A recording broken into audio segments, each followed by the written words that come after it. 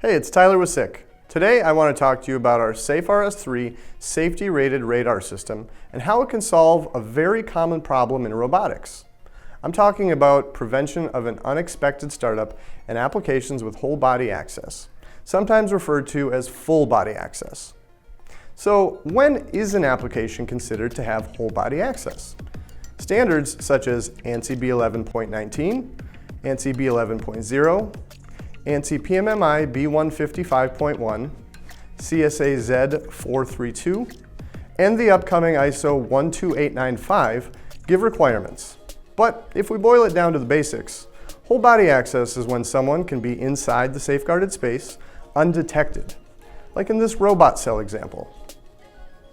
The operator can't see maintenance working in the cell, so they could reset and restart the system, leading to a dangerous situation for the maintenance person.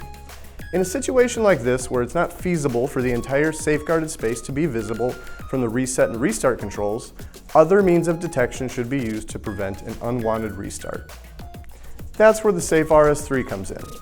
One of the benefits to this radar technology is that it can ignore objects that aren't in motion, like the stopped robots, while detecting any person in the safeguarded space, no matter how still they are. That makes this an extremely easy solution to set up for restart prevention. Up to 6 sensors can be connected to one controller for full cell coverage. This example shows 4 sensors covering a cell with multiple robots. If you're interested in learning more about the safeRS3 for restart prevention or other applications where radar thrives, like dirty and dusty environments, contact your local SICK rep.